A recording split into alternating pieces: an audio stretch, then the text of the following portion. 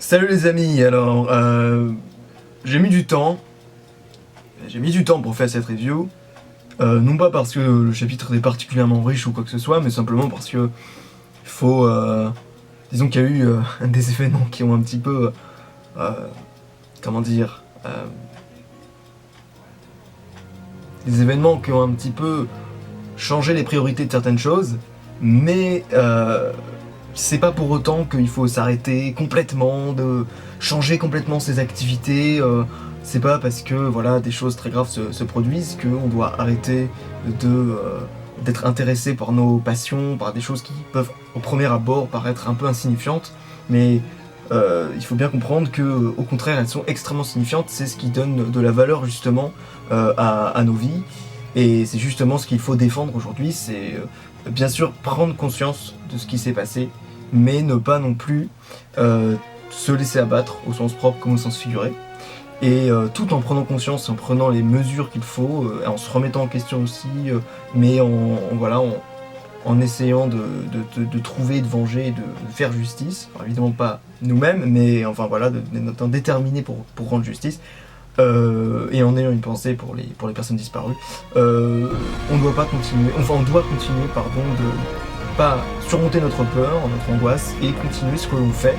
Ça ne doit pas nous empêcher, d'aimer ce qu'on aime, et de nous battre pour les convictions et nos passions. Voilà. Donc je vais pas parler 36 heures là-dessus, mais voilà, histoire de remettre les choses au clair. Voilà un peu ma pensée là-dessus. Donc ce qui nous amène à Bleach, le chapitre 651, parce que j'ai fait une réaction live, mais ça suffit pas, parce qu'il y a plein de choses qui ne me sont pas venues en tête. Mais bon, je vais laisser assez rapidement. Donc comme je l'ai dit, rien ne m'empêchera jamais de mettre mon chapeau pour ces derniers chapitres, d'autant plus qu'à mon avis ce sont les derniers en présence de notre ami Kyoraku, donc il faut être présent. Alors, première chose à dire, c'est... le chapitre en lui-même, bon chapitre, quoique... Alors, on apprend enfin un flashback avec Kyoraku, on apprend un tout petit peu de choses sur son passé, bien que pas mal de questions restent encore non résolues. Mais en ce qui concerne Nanao, on apprend un peu plus sur effectivement la relation qui la lie à Kyoraku, et c'est toujours intéressant. Ce chapitre m'a satisfait de ce point de vue-là, mais après il m'a pas trop satisfait parce que je sens venir la fin du combat, et j'aimerais pas que ça se produise comme la dernière page nous prédit la chose. J'y reviendrai à la toute fin de la review. Donc premièrement, le passé de Kyoraku. Alors le passé de Kyoraku, on apprend très vite fait, je vais juste vous faire l'arbre généalogique pour vraiment clarifier la chose. Il y a eu pas mal d'erreurs au niveau de la traduction de Manga Panda, qui est également la traduction, je crois, dont s'inspire la MFT, traduction française. Donc, je sais pas si c'est ça, mais je pense que comme il y a pas mal de similitudes, franchement, je pense qu'ils s'inspirent de là, et ils ont raison, de toute manière, ça reste une plutôt bonne traduction la plupart du temps, mais là c'était pas terrible. Ils ont fait notamment une énorme faute. Ils ont dit la femme de mon c'était la femme de mon frère. Attendez, c'était le frère de ma femme. Ils ont dit le frère de ma femme au lieu de au lieu de la femme de mon frère. Putain, c'est même dans ma tête là, à ce moment-là, c'est compliqué. Alors pour clarifier, Kyoraku est le petit frère, et d'ailleurs dans son nom complet il y a Nojiro à la fin, qui est une référence, il me semble, au second fils, voilà. Et donc il est le petit frère de Kyoraku. D'ailleurs, pourquoi ils n'ont pas de nom, ça je ne sais pas, mais vraiment on va dire le grand frère de Kyoraku. Le grand frère de Kyoraku a été marié à la maman de Nanao, avec qui ils ont peut-être eu d'ailleurs Nanao. C'est même pas précisé d'ailleurs, ça reste assez vague d'ailleurs de ce point de vue-là. Donc si on a couple, mère de Nanao, frère de Kyoraku, Kyoraku est l'oncle, par alliance, de Nanao. Partage un peu de sang, quoi. Un quart de sang, si on peut dire. Je précise qu'il partage du sang parce que je sens que, par rapport à ce que je vais dire à la toute fin de la review, ça va en gêner certains. Mais peu importe. Ce n'est pas l'heure à ça. D'abord, voilà, les liens familiaux, c'est à peu près ça, et rien d'autre à dire dessus. La mère de Nanao, d'ailleurs, à un moment, on la voit portant un haori ou un shiacho, enfin je sais pas comment on appelle ça, un petit de kimono rose. Un kimono rose, et donc il s'agirait peut-être de nous glisser, de la part de Kubo, glisser le fait que l'indice, que ce serait elle, la fameuse femme en rose, celle que j'appelle comme ça. Alors, ça veut dire que on doit en apprendre plus de ce flashback. Ça n'est pas suffisant. Parce que, évidemment que, bien sûr, le passé de Nanao est intéressant, mais moi j'ai envie d'en savoir plus sur Shunsui. Là, techniquement, on a eu quelques infos autour de Shunsui, autour du fait de sa jeunesse, avec le fait qu'il s'entendait pas vraiment avec son frère, et que la mère de Nanao a contribué à ramener un peu la paix entre son frère et lui. C'est bien. Mais moi j'aimerais savoir ce qui s'est passé entre quand il était jeune et maintenant. Je veux voir le moment où elle meurt, la mère de Nanao, parce qu'apparemment il y a un lien plus important qu'il y ait lié entre les deux. Et apparemment c'est donc pas une femme qu'il aurait eu, mais simplement une femme qu'il a admirée, qu'il aimait parce que elle apportait du bonheur dans sa famille. Bon, c'est intéressant, mais j'aimerais en savoir plus, Kobo, donc donne-nous en plus, s'il te plaît. Et j'espère qu'il va nous expliquer donc la fameuse signification du kimono rose, même si je pense que voilà, maintenant on peut à peu près comprendre là où ça va. Donc, deuxième point, le Zanpakuto. Alors là, très clair, très vite. On a cru que Katen Kyokotsu était au départ Katen Kyokotsu tout court. Voilà, bon, c'était deux Zanpakuto, deux esprits. Bon, ensuite on a compris, enfin disons, on a vu apparaître uniquement Ohana en forme Bankai. Il l'a appelé Ohana, tandis qu'elle l'appelait Sakura no Suke. Ohana veut dire ma fleur, en gros. Les gens qui disent ma famille, je suis pas trop sûr que c'est la bonne traduction. Effectivement, c'est possible aussi, mais la fleur en l'occurrence, Hana, ça veut dire fleur, hein. Enfin, il me semble. Donc, à mon avis, voilà, par rapport à la thématique aussi de Kyoraku, les fleurs sur son kimono, je pense que, en plus, dans un échange amoureux, ça avait plus de sens. Donc voilà, Ohana, Katen. Ohana, c'est Katen. Voilà, faut bien comprendre ça. Ohana, on l'a vu apparaître en forme Bankai. Et ensuite, Shunsui, qui était, d'ailleurs, revenu en forme Shikai. Mais bon, on a quand même vu son esprit Bankai derrière, donc tout ça est un petit peu vague, en fait. Tout ça est un petit peu vague. Mais Shunsui fait appel à Kyokotsu dans le chapitre 650, à la fin. Et tout le monde s'est dit, on voyait la forme du Zanpakuto de Kyoraku dans la main de Kyokotsu, et tout le monde, pardon, Nanao, tout le monde s'est dit, ok, Kyokotsu apparaît derrière Nanao, c'est-à-dire que c'est son esprit, c'est son Zanpakuto. Or, il n'en est rien, puisqu'en vérité, on nous explique que Kyokotsu a été créé uniquement pour cacher Shinken à Kyoken. Et donc ce qui est très intéressant, c'est que on a là en fait un Zanpakuto Ohana au départ, qui a donné naissance à un autre. C'est dit comme ça, donner naissance. Et là j'aimerais vous faire référence à une théorie que j'avais eue et que j'avais notée dans les commentaires de je sais plus quelle vidéo, il me semble 649 il me semble, ou 650, la revue 650 peut-être. Peu importe. Donc du coup j'avais eu la théorie un peu what the fuck qui consistait à penser que peut-être, compte tenu de la relation qu'avait Kyoraku avec Katen, il était peut-être possible que les deux avaient eu un enfant en fait, un enfant Zanpakuto. Hein. Après, me demandez pas comment ça marche, hein, j'en sais rien, c'est possible, c'est peut-être possible, hein, voilà, bon. Dans le monde intérieur, voilà, on peut tout imaginer. Mais bref, ils auraient eu une fille, et c'est de cette manière que Shunsui a créé en fait cette espèce de Zanpakuto un peu mineur, ou pas forcément mineur mais secondaire, qui ressemblerait à une fille qui aurait eu le soi-disant couple en gros, et qui lui aurait permis, donc en utilisant une forme de Kageoni, c'est-à-dire de cacher dans les ombres en fait, en utilisant en fait tout bêtement le cache-cache d'ailleurs, hein, ce qui d'ailleurs nous ferait peut-être penser que Okyu ou Kyokotsu, parce que voilà, Okyu, le nom d'ailleurs qu'avait prononcé Shunsui dans le chapitre 650, eh bien en fait c'était pas du tout ni une technique ni quoi que ce soit d'autre, c'était, il appelait en fait, là où il y avait Ohana, il appelait l'autre partie du Zanpakuto, c'est-à-dire Okyu, ou Okyo. Et donc Okyo est la deuxième partie, donc si vous voulez on a Ohana et Okyo, qui forment Katen Kyokotsu. C'est juste des petits surnoms en fait, c'est Katen et Kyokotsu en fait. Et donc, du coup, on aurait peut-être... Donc voilà, et Okyo, qui était... peut-être, comme je disais, donc, par rapport au jeu du cache-cache, peut-être que Okyo, c'est elle qui est un peu à l'origine des jeux. Mais je ne pense pas vraiment que c'est elle qui est à l'origine du Shikai, parce que si Kyoraku a eu... Enfin, si Katen a créé Kyokotsu après... Il y avait forcément un Shikai, Katen n'est pas juste un Bankai dans ce cas-là. Donc bon, moi je ne crois pas, je ne crois pas que ce soit ça, peut-être qu'effectivement on en saura plus tard. Donc voilà un petit peu l'idée, donc Okyu conservait, caché Shinken en fait, dont on n'a absolument pas vu l'esprit. Hein. Donc voilà, faut bien comprendre ça, Katen et Kyokotsu, c'est bien les deux esprits du Zanpakuto de Shunsui, qui font bien de lui du coup un double épéiste, si je puis dire. Voilà, c'est ça. C'est sûrement, c'est reconfirmé. Il y a eu des petits doutes là-dessus, parce que finalement, au départ, il n'y a pas qu'un seul Zanpakuto. Alors après, je sais pas comment il a fait pour le diviser ou pour créer le Wakizashi ou je ne sais pas quoi. Peut-être qu'il a repris un Asaoshi pour faire son deuxième Zanpakuto, je ne sais pas.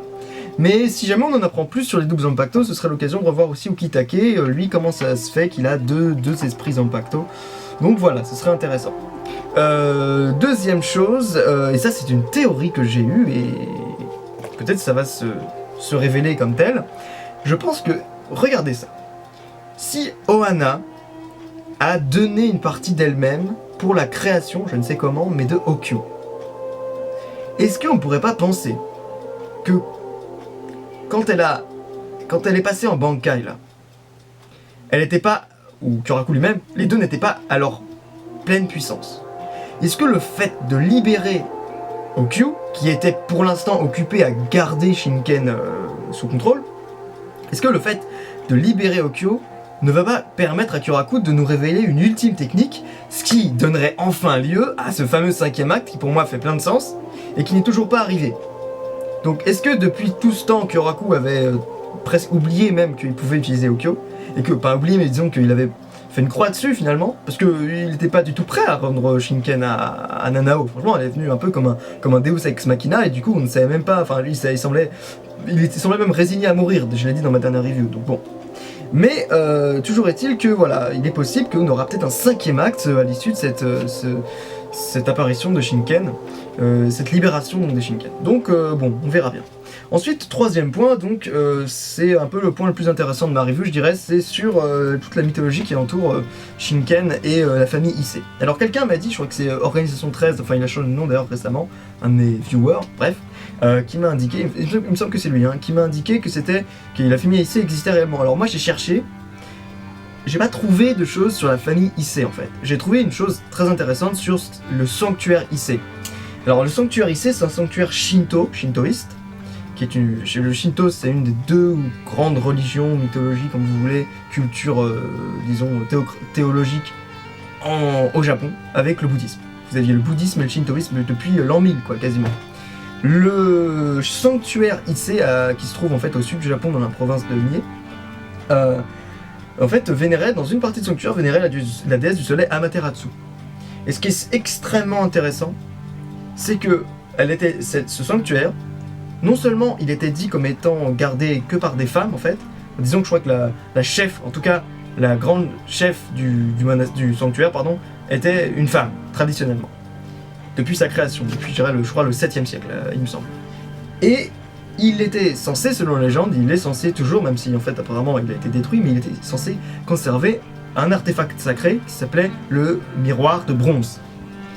Et parmi ces grands artefacts sacrés, alors les autres ne se situaient pas au sanctuaire d'Issei, enfin il me semble, hein, mais il y avait ce qu'on appelait l'épée qui était nommée, d'ailleurs je ne sais plus comment elle est, enfin, il y avait une épée en fait, qui était nommée, attendez je vais vous dire ça tout de suite, voilà, Kusanagi no Tsurugi, l'épée représentant la valeur et la faculté de partager les choses.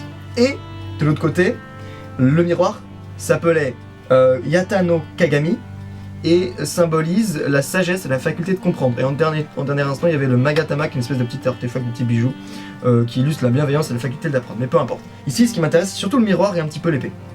Puisque finalement, là j'en viens tout de suite à la... Alors en ce qui concerne la malédiction, j'ai rien trouvé. Alors là, dites-moi dans les commentaires, j'ai rien trouvé sur la malédiction d'Issei, mais peu importe. Si je veux parler de Shinken. Alors Shinken Akyoken, je crois que c'est l'épée sacrée des 8 directions, un truc comme ça. Alors déjà, il faut savoir, les 8 directions, en fait le chiffre 8, que ce soit dans toutes les mythologies japonaises ou chinoises, enfin en Asie de l'Est, le chiffre 8 a une signification souvent très présente, très récurrente. On le retrouve dans pas mal de choses, dans le bouddhisme, il y a les 8 préceptes, les 8 valeurs, ou les 8 je sais pas quoi, les 8, j'ai marqué... Du noble chemin de je ne sais quoi. Il y a également les 8 marches, pardon, le truc machin. Dans l'hindouisme et dans le bouddhisme confondu, il y a les Ashtamangala qui sont les 8 symboles qu'on retrouve dans pas mal de cérémonies. Alors parmi ces symboles, il y a absolument des tas de choses, hein. Bon, je ne crois pas que ce soit extrêmement intéressant parce que je ne pense pas que ce soit ça techniquement. Voilà, il y a des tas de trucs, le nœud, le lotus, les poissons. On sait un peu, voilà, ça n'a rien à voir avec pour l'instant de ce qu'on peut dire avec le pouvoir d'Anao, mais il y a quelque chose de très intéressant dans l'hindouisme et un petit peu aussi dans le bouddhisme. Alors ce qui est un peu gênant, c'est que c'est pas dans le shintoïsme. Effectivement, dans le shintoïsme, j'ai pas trouvé de relation au chiffre 8, mais là, il y a quelque chose de très intéressant. Il y a ce qu'on appelle en fait les Ashtadikpala, qui sont en fait les 8 directions. Et elles ont une valeur sacrée puisqu'elles sont représentées par des dieux, 8 dieux, Les 8 directions, c'est tout simplement les points cardinaux et les points cardinaux mineurs. En fait, c'est nord-est, nord, nord-ouest, ouest, sud-ouest, sud et sud-est, est. Alors, ils sont représentés par des dieux, l'est représenté par le roi des dieux et de l'orage qui s'appelle Indra, le sud-est Agni qui est le dieu du sacrifice et du feu, le sud c'est Yama. Vous l'avez celle-là? Juge des morts, sud, voilà. Sud-ouest, Niriti, gardien de la région et des morts. Ouest, c'est Varuna, dieu des océans et des eaux terrestres. Nord-ouest, c'est Vayu, le dieu du vent. Nord, c'est Kubera, le gardien des richesses. Et nord-est, c'est Ishana, un aspect de Shiva, qui est en fait, c'est un dieu, c'est la destruction, le dieu de la destruction. Donc c'est un aspect mineur, donc il tient les attributs du dieu, peu importe. Donc, je ne vais pas entrer dans les détails, mais tout simplement, ça peut peut-être nous donner une idée de ce qui va se passer. Alors, je vais un peu remettre tout ça en ordre. Donc, c'est une lame, Shinken Nakoken, dans Bleach, qui est une épée un peu, d'ailleurs un motif chinois. Je trouve que c'est beaucoup plus chinois que japonais dans le principe. D'ailleurs, même les Dao de Kyoraku ressemblent beaucoup à des Baga Dao, qui sont une arme chinoise. Donc, il y a un thème assez chinois qui lie un peu les deux, du moins dans la forme des armes. Et la lame en fait ça ressemble à une batte en fait, une espèce de batte de pala ou de cricket ou ce que vous voulez, de tapette même à mouche, de tapette à mouche si vous voulez. Et en fait sur les côtés, il y a de chaque côté 4 petites formes carrées qui ressemblent à, en fait il me semble même que c'est marqué dans la traduction, ce sont des miroirs en fait, ou je sais plus exactement, j'ai pas le temps d'aller revoir, mais voilà, je crois que c'est les 8 miroirs sacrés, quelque chose comme ça, et qu'il est dit dans le petit sous-titre, là, les 8 directions nénénaires. Capable de rediriger le pouvoir d'un dieu dans les 8 directions. Donc, ce qui est intéressant, c'est que là, en fait, on a d'abord l'idée du miroir sacré qui est conservé dans le sanctuaire XC, et là, on a les 8 directions qui sont effectivement quelque chose qu'on retrouve dans la mythologie hindouiste. Alors, c'est un peu un mélange, mais on peut encore une fois penser que Kupo n'est pas obligé de se fondre. Encore une fois, voilà, il prend un peu toutes les cultures et c'est ça qui est intéressant. Donc, les 8 directions, ça pourrait peut-être dire que c'est un Zanpakuto. Alors, et aussi par rapport, excusez-moi, à l'épée sacrée, c'est par rapport, encore une fois, peut-être une autre référence au trésor impérial japonais constitué donc de l'artefact Mangatama, de l'épée Tsurugi et du miroir sacré, je sais plus quoi là, Yata no Tagami, là, je sais pas quoi. Enfin, Kagami. Et du coup, son pouvoir à cette épée, qui fait référence aux 8 miroirs, 8 directions et le miroir sacré, donnerait fortement à penser que c'est un peu un pouvoir du type Ukitake, c'est-à-dire un Zanpakuto plutôt défensif, avec, alors donc évidemment Kido, de type Kido, qui serait capable de repousser les attaques. Alors, avec Ukitake, c'est absorber d'un côté l'attaque et la renvoyer avec beaucoup plus de force. Alors, avec Nanao, il n'y a pas vraiment de canal de renvoi en fait. Il n'y a pas voilà, on n'a pas l'impression qu'il y a quelque chose qui absorbe et qui renvoie. Par contre, elle pourrait tout simplement réfléchir des attaques avec des miroirs. D'autant plus qu'on a vu Barreau utiliser des attaques très liées à la lumière divine, le feu divin. Et donc du coup, même sa boule pour éclairer le Kage-Oni, c'était un peu, ça faisait référence à la lumière, encore une fois. Et du coup, là, on pourrait se dire, qu'est-ce que fait un miroir face à la lumière? Bah, il la réfléchit. Du coup, ce qui paraît être le plus logique, c'est de penser qu'il va disperser le pouvoir, voilà, disperser toute attaque de Barreau. Mais le problème avec ça, le problème que j'ai avec ça, c'est que niveau puissance, franchement, je veux dire, même si pour certains le Bankai de Kyoraku n'a pas été terriblement, il n'aura pas donné une impression de puissance terrible. Côté puissance, non, le Bankai de Kyoraku a montré que voilà, il a donné ce qu'il fallait en termes de puissance d'attaque, c'est pas la question. Mais le problème, c'est pas ça. C'est pas que voilà, il faut de la puissance. Non, il faut trouver le moyen de rendre tangible l'île Barreau. Tu peux balancer quelque chose, face à un Logia dans One Piece, tu peux lui balancer n'importe quelle bombe nucléaire dans la face. Si la bombe nucléaire elle a pas du haki dedans ou dessus, ça fera rien. Ça fera rien. Je veux dire, s'il trouve pas le moyen de rendre tangible les barreaux, c'est mort. C'est juste mort. Il va rien se produire. Donc, je dirais à la fin de la review ma théorie sur ce qui va se passer en fait, à mon avis, selon moi. Mais d'abord, quatrième point dans la review, je voudrais parler de la relation qui a semblé se créer, s'installer là, dans ce chapitre, entre Nanao et Kyoraku. Je craignais un petit peu que ça devienne exactement le même, que ce suive exactement le même schéma entre Mayuri et Pernida. Mais parce que Mayuri et Pernida, il y avait, je pense, en tout cas, il y avait une espèce de relation père-fille qui s'était introduite. Évidemment, par rapport au fait que c'était quand même sa création scientifique et qu'il y avait le rêve scientifique derrière tout ça. Mais il y avait quand même l'idée que Mayuri s'était affaibli, en plus on l'a vu avec le discours de Zael, qui s'était affaibli parce qu'il était plutôt devenu une sorte de père plutôt qu'une sorte de scientifique. En fait, il avait commencé à éprouver des sentiments, plutôt des sentiments paternels envers Nemo, plutôt que des sentiments purement scientifiques. Mais là, avec Kyoraku, ça pouvait faire la même chose. Franchement, il y a le côté très paternel qu'il a avec Kyoraku depuis le début du manga, face notamment à Yamamoto quand il l'avait protégé, tout ça. Donc on pouvait penser un peu que ça allait tourner dans ce genre-là. Mais là, non. Visiblement, Kyoraku lui fait une sorte de Nanao lui fait une sorte de déclaration. Dans pas mal de traductions, c'est clairement celui que j'aime regardera la superstition comme de la merde. Mais pas mal d'autres traductions ont mis to yearn for ou to adore, qui veut dire plus admirer très très fortement, ou être fasciné par, ou désirer fortement quelqu'un. Bon. En l'occurrence, même yearn for, ça a clairement une signification désirer. Donc, quand bien même c'est pas vraiment de l'amour romantique ou je sais pas quoi, il y a clairement un truc bon, c'est pas mère-fille, c'est pas père-fils, c'est clair et net. C'est clair et net. Après, est-ce que c'est une relation amoureuse qui est en train de s'établir, sachant qu'il y en a très très peu dans Bleach, ou du moins qui sont tournés à la comédie, comme par exemple Orihime, pour lequel Ichigo ne comprendra jamais rien. D'ailleurs, Ichigo comprend jamais rien avec n'importe quelle femme.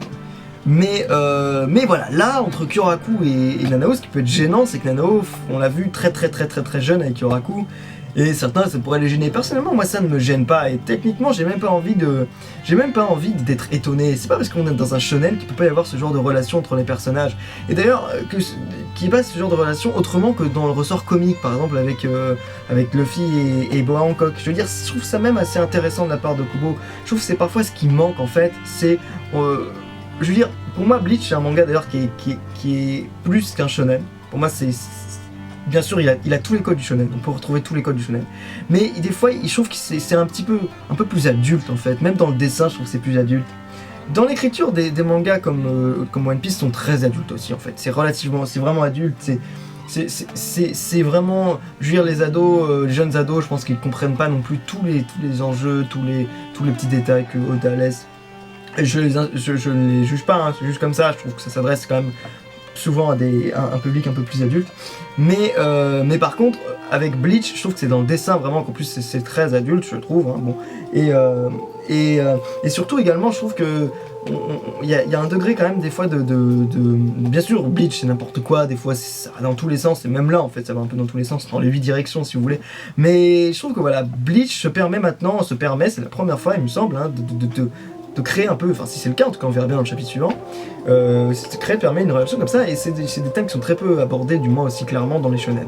Et je trouve ça très intéressant effectivement de faire ça, surtout avec des personnages, une relation qui pourrait être controversée, je veux dire c'est pas Orihime et Ichigo, ils ont pas le même âge, bien sûr c'est des âmes donc ça peut pas dire grand chose, mais ils ont pas le même âge, on les a vus dans Tornmak de Pendulum, c'était toute petite machine et lui il avait de la moustache et tout.